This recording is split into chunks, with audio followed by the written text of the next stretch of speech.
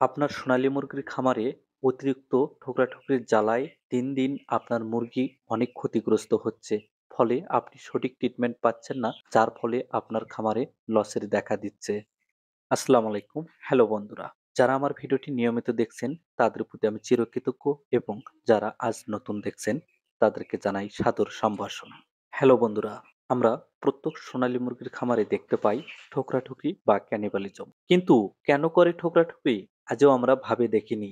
তাই আমরা ভুল চিকিৎসায় মগ্ন থাকি। আচ্ছা, একবার ভাবুন তো, যার জন্ম মারামারি করা, তাকে কি কখনো ওই পথ থেকে ফিরে আনা যায়? হ্যাঁ যায়, তবে সাময়িকভাবে। ঠিক তেমনই এই সোনালী মুরগির জন্ম ঠোকরাঠুকরি করা বা মারামারি করা।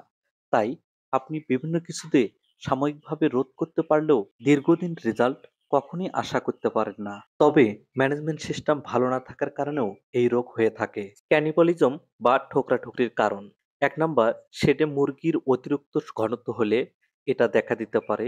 ২ নাম্বার, প্রয়োজনের তুলনায় কম খাবার দিলে এবং পানির পাত্র কম দিলে। ৩ নাম্বার, অতিরিক্ত গরমের কারণে হতে পারে। ৪ নাম্বার, বেশি আলো দেওয়া হলে। ৫ নাম্বার, পুষ্টি স্বল্পতা যেমন প্রোটিন, সোডিয়াম এবং ফসফরাসের স্বল্পতা হলে। ৬ নাম্বার, অতিরিক্ত এনার্জি এবং লো ফাইবার খাবার দিলে।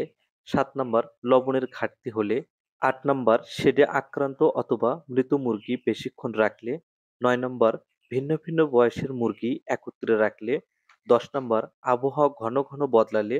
১১ নাম্বার, গায়ে বহিঃপরজীবী হলে। ১২ নাম্বার, কোকসিডিওসিস থাকলে এই ধরনের রোগ দেখা দেয়।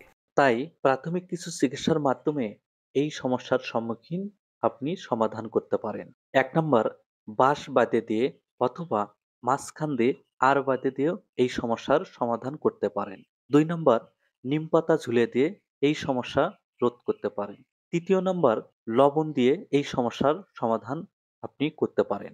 তাতেও যদি সমাধান না হয়, তাহলে চিকিৎসার মাধ্যমে যেভাবে সমাধান করা যায়: ১ নাম্বার, ক্যালসিয়াম বা ক্যালপ্লেক্স ২ মিলি ১ লিটার পানিতে সকালবেলা দিতে হবে। ২ নাম্বার, স্যালাইন বা ইলেকট্রোমিন যদি গরমকাল হয় তাহলে দুপুরবেলায় ১ গ্রাম ২ লিটার পানিতে দিতে হবে। ৩ নাম্বার, ট্রেস মিনারেল বা প্যানামিন ১ মিলি ১ লিটার পানিতে দিতে হবে রাত করে, অথবা রেজিস্টার ডাক্তারের পরামর্শ খুবই গুরুত্বপূর্ণ। হ্যালো বন্ধুরা, যদি আমার ভিডিওটি ভালো লেগে থাকে তাহলে শেয়ার দিয়ে অন্যকে দেখার সুযোগ করে দিন।